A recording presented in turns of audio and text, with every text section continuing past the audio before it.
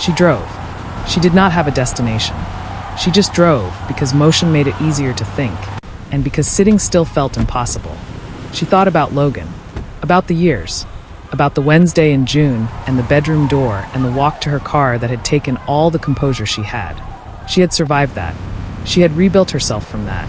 She had built back every wall, and then slowly, terrifyingly, let one person begin to take them down. And that person was connected to Logan. What did that mean? She could not figure out what it meant. Was it cosmic comedy? Was it punishment? Was it just the plain, stupid smallness of the world, Lagos specifically, where everyone was connected to everyone by 2 degrees of separation? She drove to the beach, one of the quieter stretches near Elagushi, and sat in her car with the windows down and listened to the waves. She called Temi. Temi listened to the whole story without interrupting. When Jasmine finished, there was a silence. "What are you afraid of?" Temi asked. "What? Break it down. What are you specifically afraid of?" Jasmine leaned her head back against the headrest. "That it means something. That finding out this connection means something I should have known from the beginning. That I was somehow repeating a mistake without knowing it. Charles is not Logan. I know that. Do you? Because what you just described sounds like you are worried about their shared DNA more than their shared character." "Temi, I am asking seriously. Has Charles done anything that reminded you of Logan? Any red flags? Any of the things that made you anxious when you were with Logan?" She thought about it honestly. Thought about the steadiness of Charles. The patience. The directness. The way he answered questions honestly even when the answers were hard. The way he had told her about Amara on the first dinner, not to generate sympathy, but because he believed in clarity. "No," she said quietly. "Then what is the real fear?" She closed her eyes. "That it is too complicated. That it will always be between us. That every time we are in a room with any part of that family, it will be there. That Logan will find out, and it will become a thing." She paused. "And that he does not know yet. And I do not know how he will react." "Those are real concerns," Temi said carefully. "But none of them are reasons to walk away before you have even talked to him. I have to tell him. Yes. He might have an issue with it. He might decide the connection is too much. He might," Temi said. "And that would be his right. But right now you are deciding for him. And you told me he was a man who valued directness." Jasmine was quiet. "Jazz, what does your heart say? Not your fear. Your heart." A long pause. "My heart says," she said slowly, "that he is the first person in 2 years who has made me feel like I might be capable of this again. And that I am terrified of that, because the last time I felt that way." "The last time was different," Temi said firmly. "And you know it." She drove home. She sat on her couch with Pepper purring on her lap for a long time. Then she called Charles. He picked up on the second ring. "Jasmine." The way he said her name, still, every time, like it was a word worth taking time with. "Can we meet? When you are next in Lagos?" "I can be in Lagos this weekend." "What is this about?" She took a breath. "I need to tell you something. Something that," she paused. "I need to tell you in person." A brief silence. "Okay," he said. Not pressing. Not demanding. Just okay. Because that was Charles. "Okay," she said. She hung up and pressed her face into Pepper's fur and let the cat's purring settle something in her chest. He came on a Saturday morning. She had not been able to sleep properly since Tuesday, and she looked it, which she had tried to correct with careful effort, but could only do so much. He knocked and she opened the door, and he was there, solid and real and warm. And the sight of him made her chest ache. She stood back and he came in, and she had made tea because she needed something to do with her hands, and they sat in her living room, and he looked at her steadily and waited. "There is something about my past," she said, "that I should have connected earlier and did not. And now that I know it, I cannot not tell you." "All right," he said. She looked at him. "When I told you about my previous relationship, the one that ended badly." "Yes." "His name was Logan." She paused. "Logan Okafor." The quiet that followed was complete. She watched Charles's face. Watched him receive this information, turn it over, process it. His expression did not collapse or explode. He was very, very still. "My nephew," he said. It was not a question. "Yes." Another silence. "I only found out this week," she said quickly. "I did not know when we met. I did not make the connection because the name Okafor is common, and I never knew details about Logan's family beyond what he told me directly, which was not much. I swear to you I did not know." "I believe you," he said. Still quiet. "Charles, Give me a moment. He stood. He walked to the window and stood there looking out at the street below, his hands in his pockets, his back to her. She watched his shoulders, the line of them, the tension in them. She waited. After a long moment, he turned around. How long were you together? You and Logan? 2 years. Why did it end? She met his eyes. He was unfaithful. Something moved in Charles's face. A tightening. A recognition of something he perhaps did not want to recognize. When? About 2 years ago. I found out. She paused. And I left. He nodded slowly. He looked at the ceiling briefly, like he was calculating something invisible. Then he looked back at her. I am going to say something, he said carefully. And I want you to know it is not a performance. It is what I am actually thinking. Okay. What Logan does or did has nothing to do with what is between us. He is my nephew and we share blood, and that does not mean we share character. I am aware of the kind of man he tends to be. I have watched him long enough to know. He paused. The part that concerns me is what this does to you. Not the connection. The connection is just geography and DNA. What concerns me is whether this makes what we have feel complicated or wrong in a way you cannot move past. She looked at him for a long moment. That is what I was afraid of, she said. Not you. Not Logan, exactly. Just whether the complication would take over. Does it? I do not know yet, she said honestly. He crossed the room. He sat back down. He looked at her with the full weight of his attention, the way he always did, and he said, I have lived carefully since Amara. I have been very precise about who I let close and why, and I have made peace with being alone more often than not. Then I met you at a wedding 3 months ago, and you looked at me and looked away, and I thought. He paused. What? She said softly. I thought that I wanted to know what was behind the walls. He looked at her hands, folded in her lap. I still do. If you will let me. The room was very quiet. She breathed. I am afraid, she said. Of the complications. Of what Logan will say. Of what your family might think. Of Jasmine. She stopped. All of those things are real, he said. And we will deal with all of them. But I need to know first whether you want to. Not whether you can manage the complications. Whether you want this. Whether I am not just a safe harbor that you are retreating from the complicated reality. She looked at him. At his face that she had memorized without meaning to. At the line of his jaw and the depth of his eyes and the steadiness of him that had made her feel, for the first time in 2 years, like the ground was solid. You are not a safe harbor, she said. You are, she struggled for words. You are the most inconvenient, complicating, terrifying thing that has happened to me. If you were safe, I would be calmer about this. Something happened in his face. Something broke open, just slightly like light through a crack. That is either very good or very bad, he said. I think it is very good, she said. I am choosing to believe it is very good. He reached out, slowly, the way he did everything. And he took her hand, both of her hands, in his. His hands were large and warm, and she felt the familiar steadying effect of his touch, and thought that steadiness was not the same as safety and not the same as distance.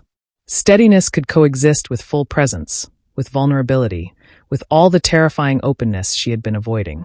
Then we deal with the complications, he said. Together. One at a time. She turned her hands over in his. One at a time, she agreed. He pulled her gently forward and pressed his forehead to hers. And they sat like that in her quiet living room with Pepper observing from the couch arm, and outside Lagos moved and roared and did not wait for anyone. It was inevitable. The universe, having delivered its first plot twist, was not done. Because that is the nature of complicated things. They are not complicated once and then resolved. They are complicated in waves, and you have to learn to ride them. Logan found out 6 weeks later. He found out because Charles told him. This was the part that Jasmine had not expected. She had imagined the reveal happening through gossip or through a chance encounter or through social media. The ordinary urban channels through which Lagos managed to know everyone's business. She had not imagined Charles simply calling his nephew and telling him. He had told her beforehand that he was going to. They were in his Lagos apartment. He had stopped staying in hotels and had taken a furnished apartment in Lekki because the Lagos project had extended, and she was sitting on the kitchen counter while he made jollof rice, which he was, unexpectedly, very good at, and he said, without looking up from the pot, I am going to call Logan this week. She went very still on the counter. Why? Because he is going to find out eventually, and the way he finds out matters. He stirred the rice. If he hears from someone else, he will feel blindsided and react from that. If I tell him directly, there is a chance, not a guarantee, but a chance that he will process it differently. And if he does not process it well, even when you tell him directly? Charles looked up. Then we deal with that. But I am not going to manage this secretly like it is something to be ashamed of. She looked at him for a long time. He might be angry with you. He might. A pause. Logan and I have never been particularly close. We are family, and I care about him, and his choices have sometimes frustrated me. But he does not have authority over my life. He met her eyes steadily. And he does not have authority over you. She exhaled slowly. Okay. He called Logan on a Thursday. She was not in the room for the call. She had gone home that night, and Charles had called her afterward, and when she picked up and said his name, he was quiet for a moment and then said, "He is not happy." What did he say? He said, a pause. He said some things that were not particularly considered. Charles. He accused me of disrespecting him, of going behind his back, of trying to embarrass him. His voice was measured, the way it always was, but she could hear the tension underneath it. I told him that there was no going behind anything, that he and Jasmine had been separated for 2 years, that he had forfeited any claim to her feelings the moment he chose to betray her trust. Her breath caught. You said that to him? It needed to be said. What did he say? He called me. Charles stopped. Several things. And then he hung up. The silence on the phone line was heavy. Are you all right? She asked. I am fine. A pause that told her he was not entirely fine but was choosing to be. This is what families do sometimes. They hurt each other, and then they find a way to move past it. If he can't move past it, that is his choice. But I am not going to let his inability to manage his own mistakes determine what I do with my life. She pressed the phone against her cheek and closed her eyes. Charles. Thank you for telling him yourself. For not hiding it. I would not hide you, he said simply. That is not something I am capable of doing. She lay back on her bed and Pepper walked onto her chest, and she stared at the ceiling for a long time after they hung up, feeling something enormous and tender in her chest that she was slowly beginning to recognize as love. Not the first love, the dazzling, uncertain kind. This was the second kind. The kind that knew what it was risking and chose to risk it anyway. There is someone else in this story. Someone who has been waiting in the wings and who now enters. Because every story about love within a family has, at its center, a woman who understands both the love and the family in ways that outsiders cannot. Her name was Lydia Okafor. She was Charles's younger sister, fully younger, from the same mother, born when Charles was 9. She was 32 and she lived in Lagos and worked as a human resources manager at an international NGO, and she was the kind of woman who knew everything about everyone in the family and kept it all with great discretion unless it became necessary to use it. She was the one who called Jasmine. You do not know me, Lydia said when Jasmine picked up the unfamiliar number. But I know who you are. I am Lydia, Charles's sister. Jasmine gripped her phone tighter. Oh, I am not calling to warn you off. Or to threaten you. I am calling because I am the person in this family who actually knows what is happening, and I think you should know someone is in your corner. Jasmine was not sure what she had expected, but it was not this. Okay. My brother has not been this alive in 7 years, Lydia said, with the direct simplicity of someone who had decided to skip all preamble. I mean that specifically. Since Amara died, he has been present, functional, capable, all of those things. But not alive the way he is now. I notice these things. It is my job to notice these things. A pause. Logan is going to make noise. He has already called our mother and told her a version of events that was very Logan-shaped, which is to say it was mostly about himself. Our mother called me because she always calls me when she wants to understand what is actually happening rather than what she has been told. Jasmine sat down. And what did you tell her? I told her that Charles had met someone extraordinary and that Logan's feelings about it were understandable, but did not constitute a veto. A pause. I am telling you this because I want you to be prepared. There will be noise. Family noise is specific. It is loud and it feels very final, and it almost never is. What you need to know is that Charles is not alone in that family, and neither are you. Jasmine's throat felt tight. Why are you telling me this? You do not know me. I know enough, Lydia said.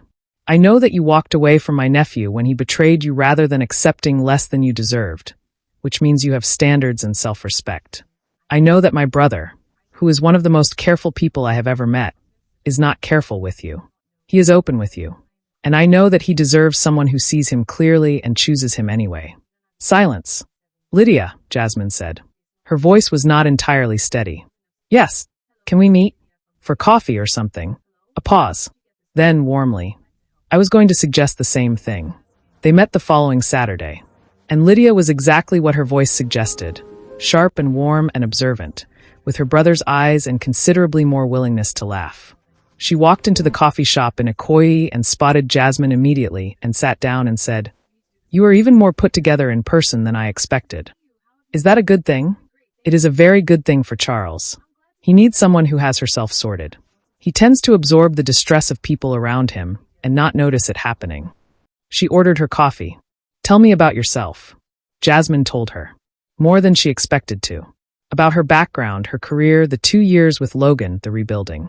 Lydia listened with complete attention, and when Jasmine was done, she said, Logan was always the child in that family who received more than he earned. My brother's brother, Kenneth, spoiled him. Not badly enough to destroy him, but enough to give him a certain belief that he was owed things. She shook her head. He is not a villain. He is a man who was not required to grow up as fast as he should have. I know, Jasmine said. I am not angry anymore. I was. But I am not anymore. That is very healthy. Lydia studied her. Do you love my brother? Jasmine looked at her. The directness of the question was startling. I am getting there, she said carefully. Lydia smiled. It was the same smile as Charles's, the warm, slightly unexpected one. He is already there, she said. He does not say it yet because he is Charles and Charles says nothing before he is ready, but I know my brother. He is already there. Jasmine's heart did something large and uncontrolled in her chest. Do not tell him I told you that, Lydia added. He will be insufferable about having his emotional interior narrated. Jasmine laughed, and it felt like relief. It was 3 months later. Rainy season had arrived in Lagos the way it always did.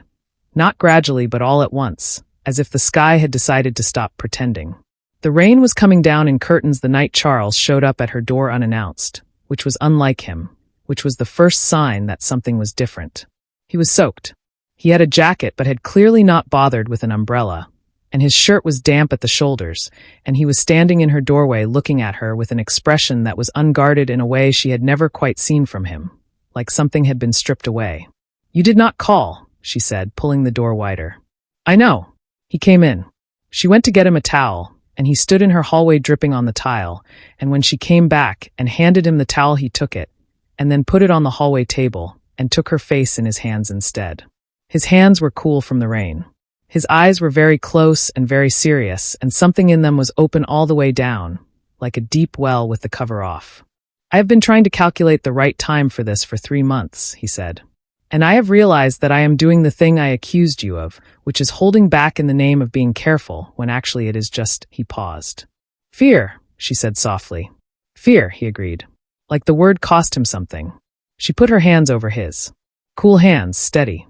She had known, since Lydia's coffee shop revelation, but knowing and hearing were 2 different things, and she found that she needed to hear it. Charles, I love you, he said. Simply, directly, without ceremony. The way he did everything that mattered. I am in love with you, Jasmine. And I have been for a while, and I am done being quiet about it. The hallway was very still. Rain against the windows. Pepper watching from the corridor archway. She breathed. I love you too, she said. I have been, she laughed slightly, which came out of nowhere, the laugh of someone who has been carrying something heavy for a long time and has just been allowed to put it down. I have been terrified of that for about 2 months. He pulled her forward and his arms went around her, and she pressed her face against his chest and felt the damp of his shirt and the warmth underneath it and the steady beat of his heart, and she held on. They stood like that in the hallway while the rain came down outside and Lagos roared in the dark, and the city did not stop for anyone. Everything else, he said into her hair. The family, Logan, all of it. We figure it out. Together, she said. Together. Here is the thing about complicated love. When it goes well, the complications do not disappear. They just become things you navigate together instead of things you navigate alone. Logan happened again, because Logan always happened again. He had been quiet for months. Not absent, There had been whispers, the usual family friction, a gathering for his mother's birthday that Charles had attended and where Logan had been coolly civil and then left early. But quiet. The second wave came through the family's WhatsApp group. Charles showed her the screenshots himself, the way he showed her everything, calmly, without hiding it. Logan had posted in the extended family group, the one with cousins and aunts and people who collected family drama like currency, a message that was carefully worded but had only one target. He had not named Jasmine directly. He had simply spoken about respect and about family lines that should not be crossed and about the discomfort of feeling betrayed by people you trusted. The group had exploded. Some people sided with Logan, or rather, some people enjoyed the drama enough to validate him. Two aunts expressed concern about Charles's choices in the performative way of people who were not actually concerned but wanted to be seen participating. An uncle offered unsolicited wisdom that was mainly just moralizing. Lydia entered the group chat with the energy of a woman who had been waiting for this moment. Her message was 3 paragraphs long. It was the most precise, most composed, and most devastating defense of her brother that Jasmine had ever read. It addressed Logan's argument without attacking him personally. It reminded the family that Charles was a grown man who had spent 7 years grieving alone and rebuilding alone and deserved to be supported in his joy, not interrogated about its origins.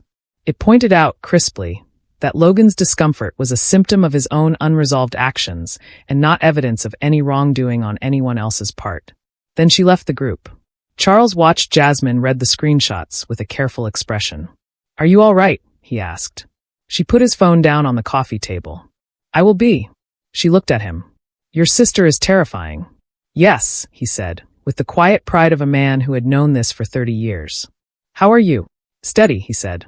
And she knew he meant it, not as a performance, but because he genuinely was. "Charles." She reached for his hand. "I need you to know that I am not going anywhere. Because of Logan or your family or any of this. I am not leaving." He looked at her hand in his. Then at her face. "I know. I just wanted to say it out loud." He turned her hand over and pressed his mouth to her palm. A gesture that was so private and so tender that it made her chest hurt in the good, necessary way. "I know," he said again. "And I am not going anywhere either." He proposed on an unremarkable Tuesday. She would tell the story later, to Sandra, who screamed so loudly the neighbors knocked on the wall, to Temmie, who cried and then burned sage to celebrate, to Lydia, who said finally and then called Charles to say the same thing. And the first thing she would always say was, "It was not what I expected." She had expected, if she had expected anything at all, something deliberate and staged. Charles was a precise man. She thought he would plan something architectural, something considered, a view or a location or a moment engineered for impact. What happened instead was this. They were in his kitchen on a Tuesday evening. She had come from work, still in her work clothes, and she was sitting on the counter, her usual spot, and he was making tea, which he had started doing because she liked tea and he had learned her preferences exactly. 2 sugars, no milk, steeped for exactly 4 minutes. He handed her the cup. And then he stood in front of her and looked at her with those dark, deep eyes and said, "I want to marry you." Not even a question at first. A statement. Because he was Charles. She held the cup and looked at him. "I want," he said more carefully, "to ask you to marry me. If you will have me. If this is..." The very rare hesitation, the slip of composure, the thing that happened only when something mattered enormously to him. "If this is what you want." She put the cup down on the counter beside her. She looked at this man, this difficult, deliberate, deeply feeling, carefully honest man, who had walked across a hall at a wedding and held her gaze without apology, and who had rebuilt her faith in love the way he rebuilt everything, slowly and from the foundation up. She said, "Charles." "Jasmine." "I have been afraid," she said, "for most of my adult life. Not of much. I am not a fearful person in general. But of this. Of being open and being." She stopped. Started again.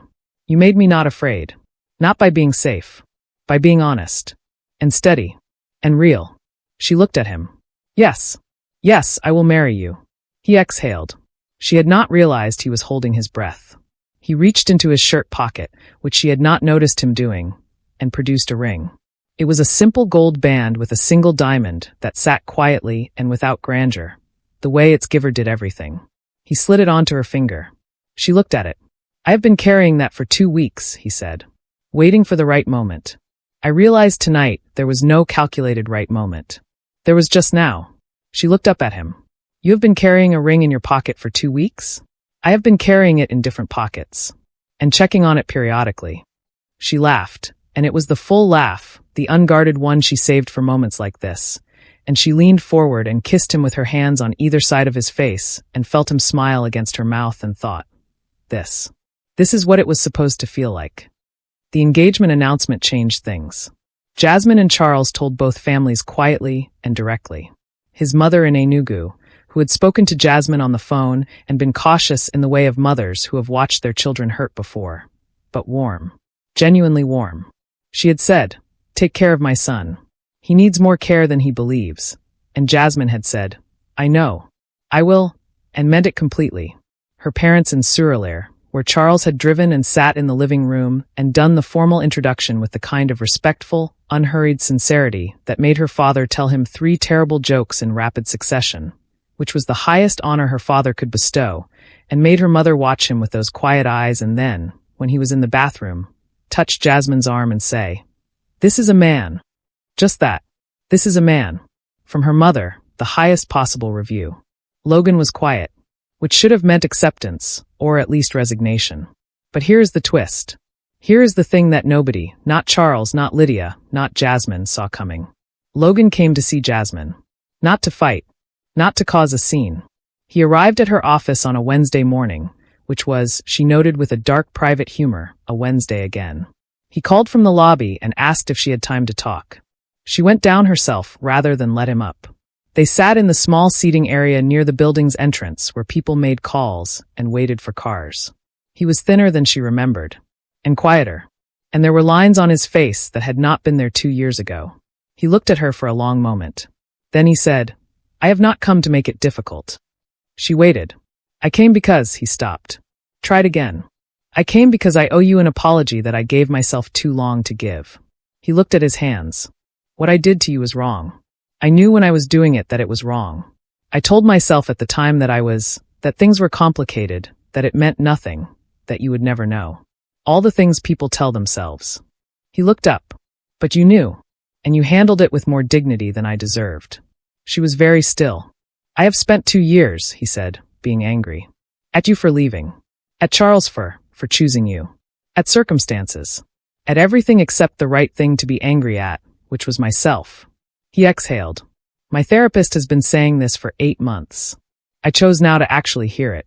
He said the word therapist without embarrassment, which surprised her, because the Logan she had known would not have. Logan, she began. You do not have to say anything, he said quickly. I am not asking you to forgive me, or to believe me. I am telling you because I need to say it clearly, without agenda. A pause. And because Charles is my uncle, and he is a good man, and he loves you and you deserve to enter that family without me being a weight on it. The lobby was quiet around them.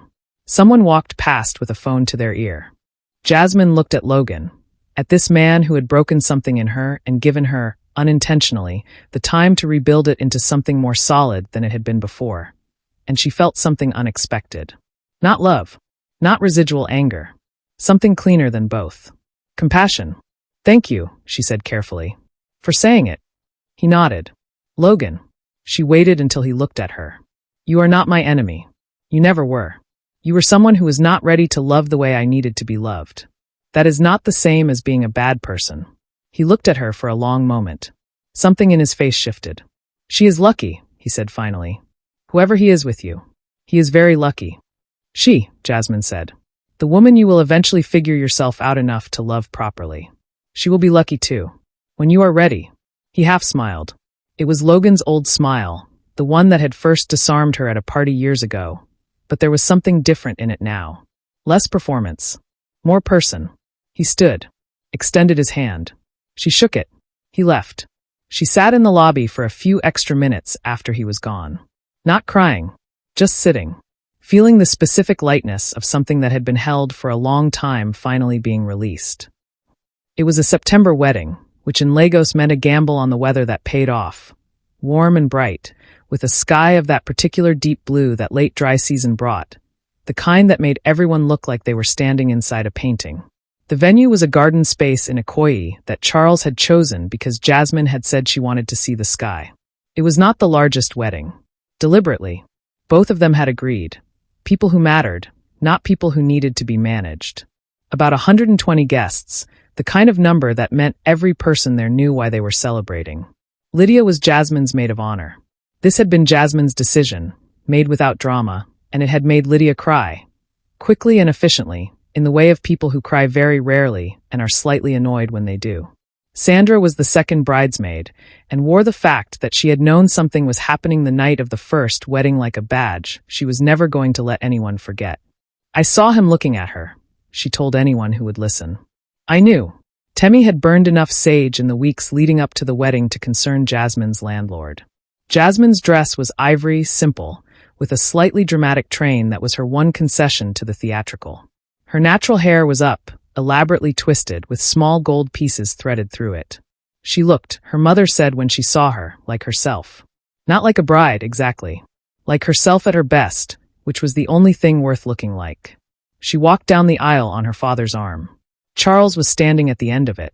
He was in a dark suit, simple and impeccably fitted, and he was wearing his glasses, and his face was the serious, composed face he always wore in public, until he saw her. And then it did the thing. It broke open. That expression she had seen only in private, only in the specific intimacy of their relationship, the full, unguarded warmth of him, broke wide open in front of everyone, and he looked at her like she was the most significant structure he had ever seen, the bridge he had been designing in his mind for years. She felt her throat tighten. She kept her chin up. Her mother had warned her not to cry before the vows. She made it to the end of the aisle. Her father placed her hand in Charles's and held both their hands for a moment, and then he looked at Charles with the quiet, steady love of a man who took this kind of trust seriously and nodded. Charles held her hand. The ceremony began. When they were asked to say their vows, the traditional ones, followed by the personal ones they had each written, Charles went first. He was not a man of many unnecessary words, and his vows reflected that.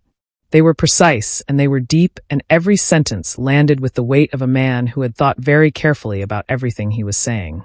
He said, "I spent a long time believing that the most important things I would build in my life were structures. Roads, bridges, the things that connect one place to another.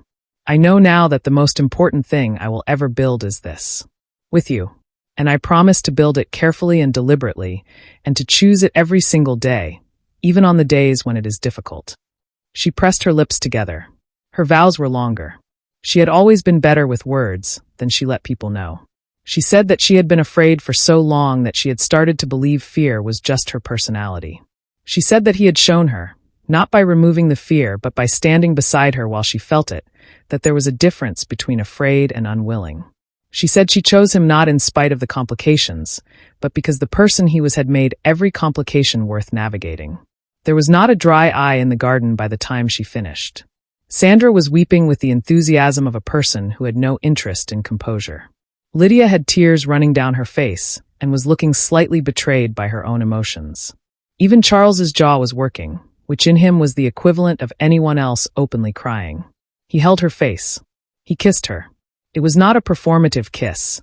It was a real one, the kind that said, "I mean this is real. I am not going anywhere." The garden erupted. Real love is not the wedding. The wedding is just the celebration. Real love is everything after. It was the arguments, because they had them, and because both of them were strong-willed people who had to learn the difference between standing firm on principles and stubbornness for its own sake. It was the Tuesday evenings in his kitchen and the Sunday mornings when neither of them spoke, but the silence was comfortable. It was Pepper adjusting to Charles's presence in the apartment with initial suspicion and eventual possessive adoration, which Charles accepted with good humor. It was Lagos, moving and roaring around them, and finding a way to be still in the middle of it. It was Charles in Abuja for 2 weeks at a time, and the phone calls that had started their relationship and never stopped because they both needed that specific rhythm. It was the weekend she flew to Abuja to surprise him, and he was at a site inspection, and she sat in his apartment with a key he had given her months earlier and waited, and when he came back and saw her, his face did that thing. Broke open, warm, immediate, and she thought, asterisk, there it is. That is what I came for, asterisk. It was the Sunday she drove to Surulere with him, and they sat with her parents, and her father told 4 terrible jokes, and Charles laughed at all of them with the slightly pained sincerity of a man who was genuinely trying to find them funny. And her mother brought out food she had started cooking at 5 in the morning and watched Charles eat 3 plates of it with the satisfaction of a woman whose hospitality had been honored. It was the first Christmas with his family in Enugu, large, complicated, loud in the particular way of large Nigerian families, with cousins who wanted to interview her and aunts who fed her continuously, and his mother, who was smaller than expected and warmer than expected, who took Jasmine's hand when she arrived and said, "You are the one who brought my son back." And Jasmine could not speak for a moment. Logan came to Christmas.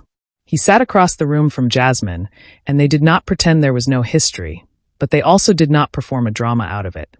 They talked about inconsequential things. He asked about her work. She asked about his. There was not warmth exactly, but there was civility, and in time, carefully, cautiously, civility became something closer to understanding. Lydia watched all of this from her corner of the room with the satisfaction of someone who has read the whole map and knows where the road eventually leads. There is one more thing. About 8 months after the wedding, Jasmine found out she was pregnant. She sat in the bathroom with the test in her hand for a long time. Pepper was outside the bathroom door, making the specific sound she made when she wanted in, and was being denied. The Lagos morning was in full voice outside the window. She opened the bathroom door and sat on the edge of the bed, and Pepper climbed into her lap, and she sat there for maybe 15 minutes, feeling things she could not quite catalog, joy and terror, and something very tender and specific, a thought about Charles and about Amara and about Daniel, the son who had never arrived, and what it meant that there was life again, new life, in a man who had spent 7 years at a careful distance from his own grief. She heard the front door. Charles.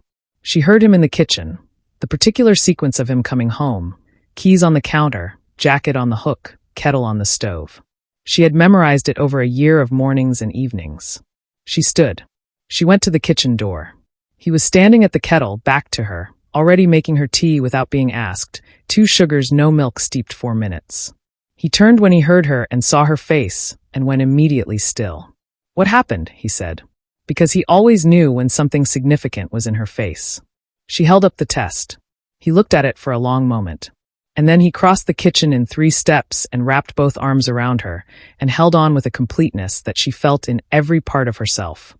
Held her like you hold something you were not sure you would ever get to hold again. She felt him breathe.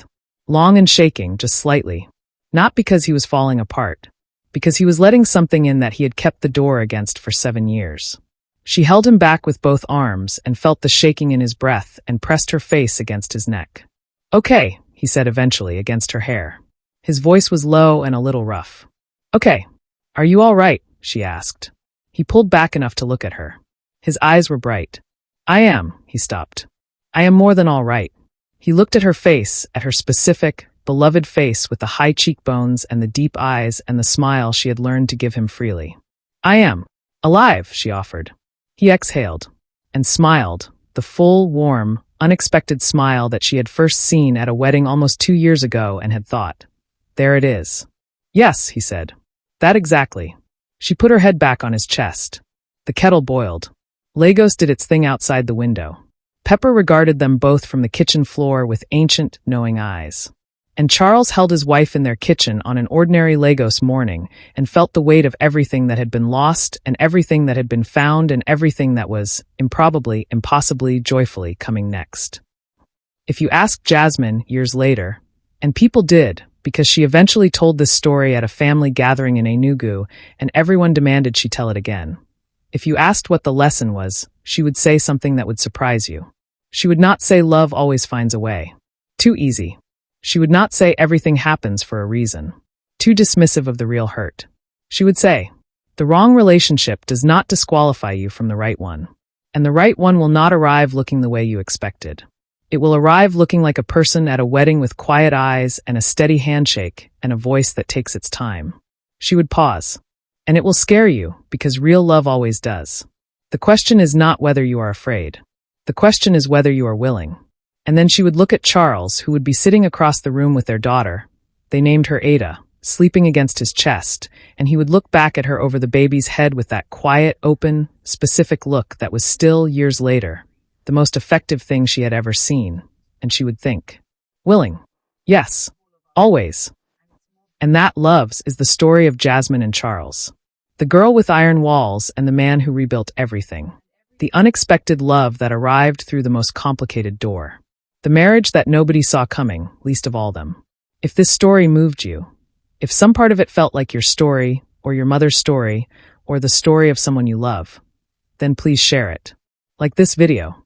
Leave a comment telling me the part that got you, because I want to know. And if you want more stories like this, love stories, real stories, the ones that remind you that the heart is stubborn and the world is small and fate has a very specific sense of humor, subscribe. Come back, because there are more stories where this came from. Until next time, loves. Take care of yourselves. Open the door, even when it is scary. Especially when it is scary. The end.